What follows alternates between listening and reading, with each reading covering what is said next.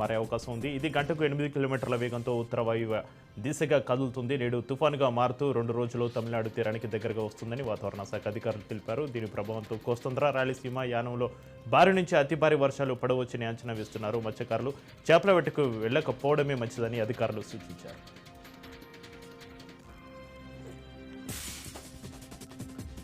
CM పీఠంపై Devendra Fadnavis hot comments చేశారు. CM పదవిపై 3 పార్టీలు కలిసి నిర్ణయం తీసుకుంటాయన్నారు. 3 పార్టీలు కలిసి ప్రభుత్వాన్ని ఏర్పాటు చేస్తాయన్న ఫడ్నవీస్ ఈవీఎంలపై సుప్రీంకోర్టు తీర్పు విపక్షాలకు చంపపెట్టన్నారు.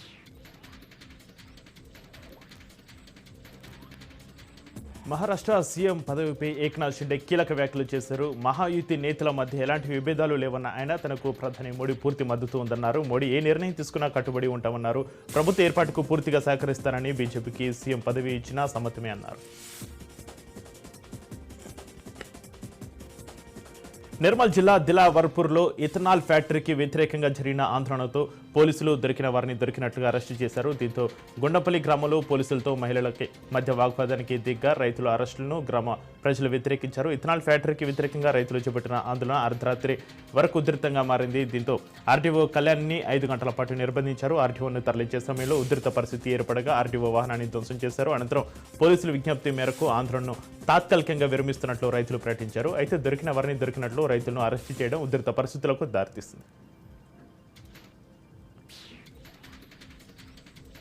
గాంధీభవన్లో డిప్యూటీ సీఎం బట్టి విక్రమార్క మీడియా చిట్చాట్లో కీలక వ్యాఖ్యలు చేశారు. దేశవ్యాప్తంగా కాంగ్రెస్ పార్టీ గ్రాఫ్ పెరుగుతుందని, రైతు భరోసా విధి విధానాలపై కసరత్తు జరుగుతుందన్నారు. గత కొద్ది రోజులుగా కేటీఆర్ ఏం మాట్లాడుతున్నారో, ఎందుకు మాట్లాడుతున్నారో అర్థం కావడం లేదు. బీఆర్ఎస్ ఎమ్మెల్యేలంతా మాకు టచ్లో ఉన్నారని అన్నారు. సంక్షేమ గురుకుల వసతి గృహాల సంఘటనలపై ప్రభుత్వం సీరియస్గా ఉంది. సంక్షేమం, అభివృద్ధి, ప్రగతిశీల భావాలే లక్ష్యంగా ముందుకు పోతున్నామన్నారు.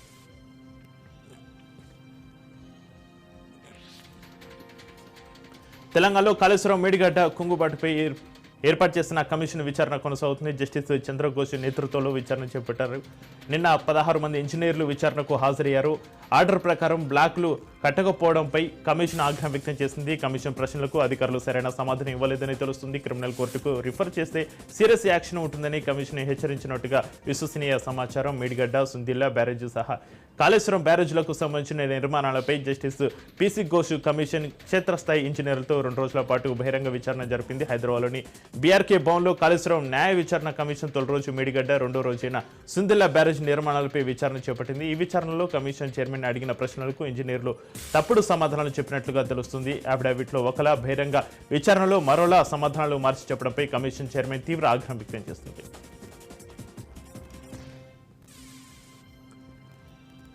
కడప అనంతపురం జిల్లా సరిహద్దులో ఉధృత పరిస్థితి కొనసాగుతుంది. ఆర్టీపీసీ ఫ్లయాస్ తరలింపు కాంట్రాక్టు విషయంలో Jammalamadugu MLA Adinarayana Reddy, Tadipatri municipal chairman JC Prabhakar Reddy మధ్య వివాదం జరుగుతుంది. ఎర్రగుంట్ల ఆర్టీపీసీ నుంచి తాడిపత్రి ఎలాంటి సిమెంట్ ఫ్యాక్టరీకి ఫ్లయాస్ తరలింపు కాంట్రాక్టు తమకే కావాలని ఇద్దరు పట్టుబడుతున్నారు. ఈ క్రమంలో జేసీ ప్రభాకర్ రెడ్డి వాహనాలను జమ్మలమడుగు టీడీపీ ఇన్ఛార్జ్ రూపేష్ రెడ్డి అనుచరులు అడ్డుకున్నారు. దీంతో తమ లారీలను అనుమతించకపోతే తానే స్వయంగా కడపకు వస్తానని ఎస్పీకి జేసీ లేఖ రాశారు. ఈ క్రమంలో జేసీ వస్తే అడ్డుకోవడానికి భూపేష్ వర్గం సిద్ధమైంది.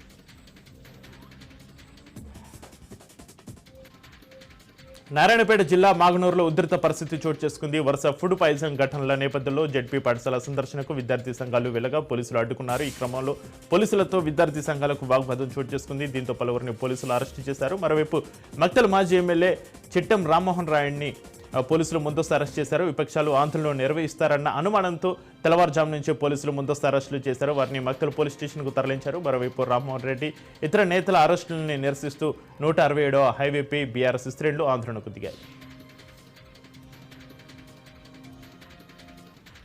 ఏపీ పోలీసుల గాలింపుపై డైరెక్టర్ రామ్ గోపాల్ వర్మ స్పందించారు. కేసులకు భయపడడం లేదంటూ వీడియో రిలీజ్ చేశారు. ఏడాది కిందట పెట్టిన ట్వీట్స్ వల్ల ఎవరి మనోభావాలు దెబ్బతిన్నాయంటూ సెటర్లు వేశారు. ఎవరిపై పోస్టులు పెట్టారో వారు కాకుండా సంబంధం లేని వ్యక్తులు తనపై ఫిర్యాదు చేశారన్నారు.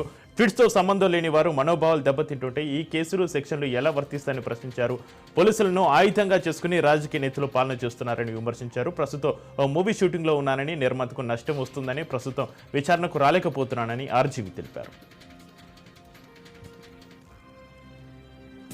ఇస్కాన్ గురు చిన్మయ్ కృష్ణదాస్ను బంగ్లాదేశ్ సర్కార్ అరెస్టు చేయడాన్ని అందరూ ఖండించాలని పవన్ కళ్యాణ్ పిలుపునిచ్చారు. హిందువులపై దాడులను ఆపాలని బంగ్లా ప్రభుత్వాన్ని కోరారు. బంగ్లా ఏర్పాటు కోసం భారత సైన్యం రక్తం చిందించిందని, ఎంతో మంది జవాన్లు ప్రాణాలు కోల్పోయారని గుర్తు చేశారు. హిందువులను లక్ష్యంగా చేసుకుని హింసకు పాల్పడడం తీవ్రంగా కలిచివేస్తుందని, ఈ విషయంలో యుఎన్ఓ కలగజేసుకోవాలని ట్వీట్ చేశారు పవన్ కళ్యాణ్.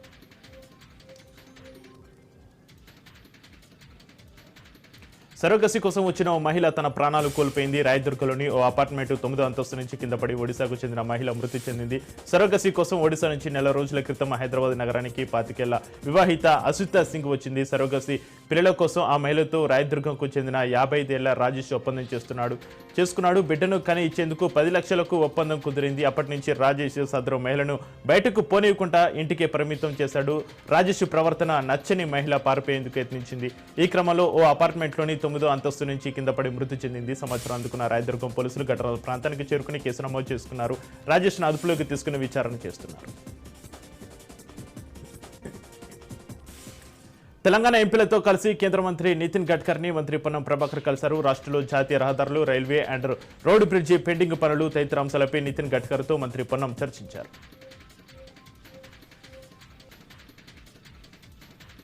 తిరుమల శ్రీ వెంకటేశ్వర స్వామి వారిని ప్రముఖ సినీ నటి జ్యోతిక దర్శించుకున్నారు. ఇవాళ ఉదయం స్వామివారికి నిర్వహించే సుప్రభాత సేవలో పాల్గొని మొక్కులు చెల్లించారు. దర్శన అనంతరం రంగనాయకుల మండపంలో వేద పండితులు వేద ఆశీర్వచనం అందించగా ఆలయ అధికారులు స్వామివారి తీర్థ ప్రసాదాలు అందజేశారు. ఆలయం వెలుపలకు వచ్చిన జ్యోతికకు అభిమానులు శ్రీవారి చిత్రపటం జ్ఞాపికను అందజేశారు.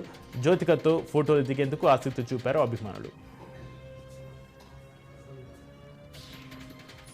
మిషన్ భగీరథ నీళ్లపై ప్రజలకు విశ్వాసం అవగాహన కల్పించాలని మంత్రి సీతక్క అధికారులను ఆదేశించారు. విధిగా మిషన్ భగీరథ నీళ్లను వినియోగించుకునేలా క్షేత్రస్థాయిలో అవగాహన కల్పించాలని అధికారులకు తెలిపారు. మిషన్ భగీరథ నీళ్ల నాణ్యతను ప్రజలకు వివరించేలా రాష్ట్ర స్థాయి నుంచి గ్రామస్థాయి వరకు సదస్సులు నిర్వహించాలని కోరారు.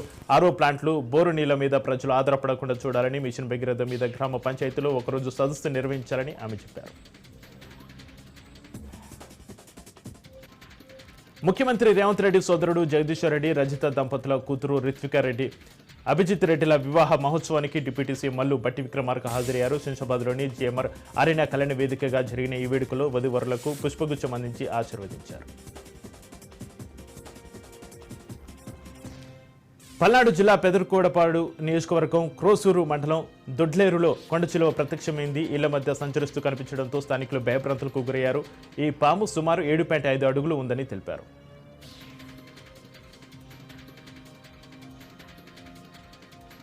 మంత్రి నియోజకవర్గంలో చిన్న కాళేశ్వరం ప్రాజెక్టుకు శంకుస్థాపన చేసి ఆ డబ్బులతో కాంగ్రెస్ నాయకులు జేబులో నింపుకున్నారని మంత్రిని మాజీ ఎమ్మెల్యే పుట్టమధు విమర్శించారు. ఇవాళ ఆయన హైదరాబాద్లోని తెలంగాణ భవన్లో మాట్లాడుతూ చిన్న కాళేశ్వరం ప్రాజెక్టుకు 570 కోట్లు ఇస్తున్నట్లు మంత్రి ఉత్తమ్ కుమార్ రెడ్డి చెప్పారని, కానీ ఆ ప్రాజెక్టుకు ఇప్పటి వరకు ఒక ఎస్సీ కూడా లేరని విమర్శించారు. చిన్న కాళేశ్వరం ప్రాజెక్టుపై అధికారులు ఇప్పటి వరకు ఒక రివ్యూ కూడా నిర్వహించలేదని చెప్పారు. బీఆర్ఎస్ సహాయంలో కేంద్రం నుంచి ఆ ప్రాజెక్టుకు అన్ని అనుమతులు తీసుకొచ్చామని చెప్పారు. 420 హామీలతో రాష్ట్ర ప్రజలను కాంగ్రెస్ పార్టీ మోసం చేసిందని విమర్శించారు.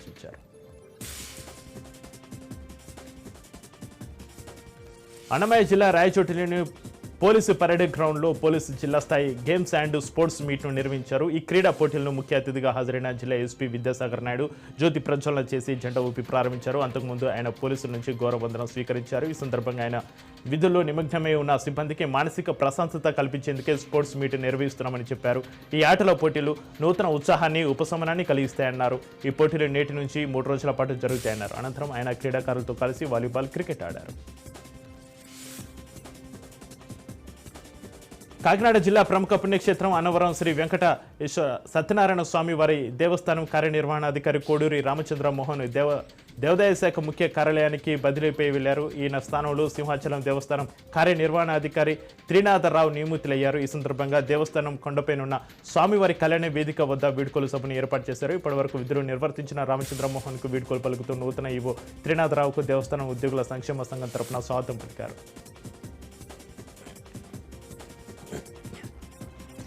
ఖమ్మం మున్సిపల్ కార్పొరేషన్ కార్యాలయం ఎదుట సెప్టిక్ ట్యాంక్ కార్మికులు ధర్నా నిర్వహించారు. కార్పొరేషన్ పరిధిలోని 17 సెప్టిక్ ట్యాంక్ వాహనాలతో ధర్నా చేసిన కార్మికులు 3 నెలల క్రితం వచ్చిన వరదలో మునిగిన సెప్టిక్ ట్యాంక్ వ్యర్థాలను డంప్ చేసేందుకు ఇబ్బంది అవుతుందని ఆవేదన వ్యక్తం చేశారు. తమ గోడును అధికారులకు ఎన్నిసార్లు విన్నవించుకున్నా పట్టించుకోవలేదని ఆవేదన వ్యక్తం చేశారు. అలాగే సెప్టిక్ వ్యర్థాలను సిటీకి 4 మూల 20 కిలోమీటర్లు వెళ్లినా డంప్ చేయనివ్వడం లేదని ఆవేదన వ్యక్తం చేశారు. ఇప్పటికైనా అధికారులు పట్టించుకుని త్వరగా సమస్యను పరిష్కరించాలని వారు డిమాండ్ చేశారు. కృష్ణా జిల్లా గన్నవరం నియోజకవర్గంలోని అయోధ్య అపార్ట్మెంట్ భవన నిర్మాణ కార్మికులు రోడ్డెక్కి నిరసన తెలిపారు. గన్నవరం ముస్తాబాద్ రోడ్లో వెంకట నరసాపురంలో నిర్మించిన అయోధ్య అపార్ట్మెంట్ భవన నిర్మాణ కార్మికులకు వేతనాలు చెల్లించడం లేదంటూ ఆందోళనకు దిగారు. కాంట్రాక్టుకు ఎన్నిసార్లు మొరపెట్టుకున్నా కూడా వినకపోవడంతో ఆందోళన చేస్తున్నామని చెప్పారు. తమకు సుమారుగా 4 కోట్ల వరకు వేతనాలు పెండింగ్లో ఉన్నాయని చెప్పారు. డబ్బులు అడిగితే బెదిరింపులకు గురి చేస్తున్నారని కార్మికులు వాపోయారు. CM Chandrababu, deputy CM, Gannavaram MLA Yarlagadda స్పందించి తమకు న్యాయం చేయాలని కోరారు. కృష్ణా జిల్లా ఉయ్యూరు మండలం చిన్న వాగిరాల గ్రామంలో రాష్ట్ర పౌర సరఫరాల శాఖ కార్యదర్శి వీరపాండ్యన్ పర్యటించారు. చిన్న వాగిరాల్లో రైతు సేవా కేంద్రం, రైతు మిల్లును సందర్శించి ధాన్యం సేకరణలో రైతుల సమస్యలు అడిగి తెలుసుకున్నారు. ఈ పర్యటనలో ఆయన వెంట జిల్లా collector D K Balaji, joint collector Geetanjali Sharma తదితరులు ఉన్నారు.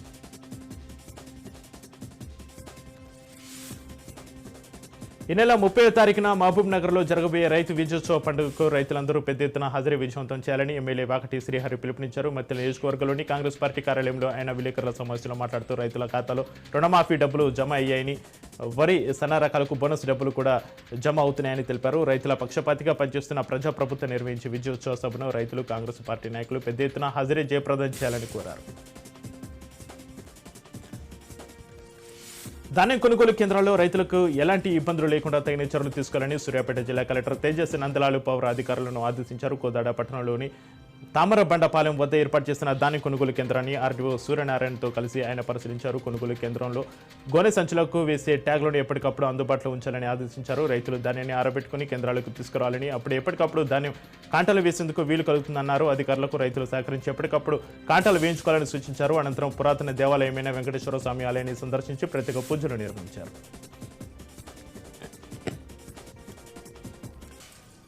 భువనగిరి పట్టణంలోని గురుకుల హాస్టల్లో విద్యార్థులతో పనులు చేయిస్తున్నారు. ఎందుకని అడిగితే గురుకుల హాస్టల్లో పిల్లలతోటి కూడా పనులు చేయిస్తుంటామని సిబ్బంది పొంతలేని సమాధానం చెప్పారు. ప్రిన్సిపల్ని వివరణ కోరగా విద్యార్థులకు భోజనంలో ఎలాంటి ఇబ్బందులు కలగకుండా చర్యలు చేపడుతున్నామని, మెను ప్రకారం భోజనం అందిస్తున్నామని తెలిపారు. రాష్ట్రంలోని పలు గురుకులాల్లో ఫుడ్ పాయిజన్ జరుగుతుండడం చాలా బాధాకరమని, ప్రభుత్వమే నాణ్యమైన సన్నబియ్యాన్ని అందిస్తే బాగుంటుందని ప్రిన్సిపల్ తెలిపారు.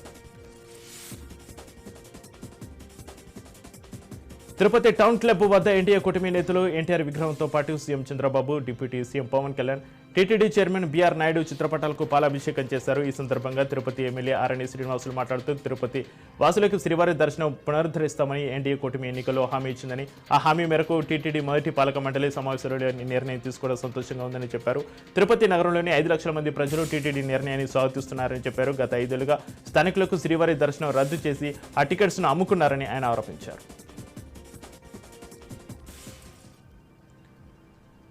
వైజాగ్ ఎయిర్పోర్ట్లో అత్యంత ప్రమాదకరమైన బల్లులను కస్టమ్స్ అధికారులు పట్టుకున్నారు. నీలిరంగు నాలుక కలిగిన 3 వెస్టర్న్ బల్లులను స్వాధీనం చేసుకున్నారు. థాయిలాండ్ నుంచి అక్రమంగా ఇండియాకు తరలిస్తుండగా విశాఖ ఎయిర్పోర్ట్లో director of revenue intelligence, forest service అధికారులు సంయుక్త తనిఖీల్లో పట్టుకున్నట్లు కస్టమ్స్ అధికారులు తెలిపారు. అనంతరం వాటిని ఎయిర్ పోలీసులకు అప్పగించినట్లు డైరెక్టర్ ఆఫ్ ఇంటెలిజెన్స్ వెల్లడించారు.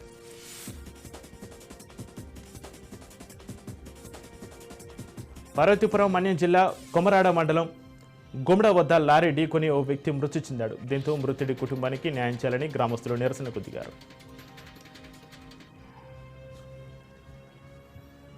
ఆర్టీసీలో ఆడవారి ఉచిత ప్రయాణం అవిటితనంతో బాధపడే వికలాంగుల పాలిట శాపంగా మారిందని వికలాంగుల హక్కుల పరిరక్షణ సమితి రాష్ట్ర అధ్యక్షుడు గిద్దె రాజేష్ ఆధ్వర్యంలో వినూత్నంగా నిరసన తెలిపారు. వికలాంగుల సీట్లలోనూ సకలాంగులే ఆధిపత్యం చెలాయిస్తున్నారని వరంగల్ జిల్లా వర్ధనపేట బస్ స్టేషన్లో చీరలు కట్టుకుని నిరసన తెలిపారు. ఇప్పటికైనా ముఖ్యమంత్రి రేవంత్ రెడ్డి, రాష్ట్ర రవాణా శాఖ మంత్రి పొన్నం ప్రభాకర్ దృష్టి సారించి ఆర్టీసీలో వికలాంగులకు అదనంగా మరో 2 సీట్లు కేటాయించి సీటును ఆక్రమించే వారిపై కేసులు నమోదు చేసే విధంగా చర్యలు తీసుకోవాలని కోరారు. ఈ కార్యక్రమంలో సంఘం రాష్ట్ర ఉపాధ్యక్షుడు కొల్లూరి ఈదయ్య బాబు, సంఘ రాష్ట్ర మహిళా నాయకురాలు గుడిపల్లి సుమతి, వరంగల్ జిల్లా అధ్యక్షుడు మహమ్మద్ షరీఫ్ తదితరులు పాల్గొన్నారు. అస్సిగూడ నుంచి నాచారం వెళ్లే ప్రధాన రహదారి నిత్యం వాహనాలతో రద్దీగా ఉంటుంది. రోడ్డు మీద నుంచి కాలనీలోకి వెళ్లే రోడ్లు మూసివేయడంతో ప్రజలు చాలా ఇబ్బంది పడుతున్నారు. ప్రధానంగా వైజయంతి థియేటర్ ఎదురుగా యూటర్ను కొన్ని నెలల కిందట అధికారులు మూసివేశారు. దీంతో వాహనదారులు యూటర్ను చేయడానికి కిలోమీటర్ పైన వెళ్లాల్సి వస్తుంది. ఇటీవలే ఈ దారిలో అనేక యాక్సిడెంట్లకు గురై ప్రాణాలు సైతం పోగొట్టుకున్నారు. ఈ అంశంపై పోలీసు సిబ్బందికి పలుమార్లు కంప్లైంట్ చేసినా కూడా పట్టించుకోవలేదని వాహనదారులు వాపోతున్నారు. ఇప్పటికైనా పోలీసులు ట్రాఫిక్ పైన దృష్టి సారించే సమస్యలు లేకుండా చేయాలని పోలీసు అధికారులకు ప్రజలు కోరుకుంటున్నారు. మంచిర్యాల జిల్లా చెన్నూరులో జనరల్ బాడీ మీటింగ్ రసాబాసుగా జరిగింది. చెన్నూరు మున్సిపాలిటీ కమిషనర్ మురళీకృష్ణ వ్యవహార శైలిపి మున్సిపాలిటీ కౌన్సిలర్లు జనరల్ బాడీ మీటింగ్ను బైకాట్ చేశారు. చెన్నూరు మున్సిపాలిటీలో చైర్మన్, వైస్ చైర్మన్ కు కమిషనర్ మర్యాద ఇవ్వడం లేదని ఆరోపిస్తూ జిల్లా కలెక్టర్కు మున్సిపాలిటీ కమిషనర్పై కౌన్సిలర్లు ఫిర్యాదు చేశారు.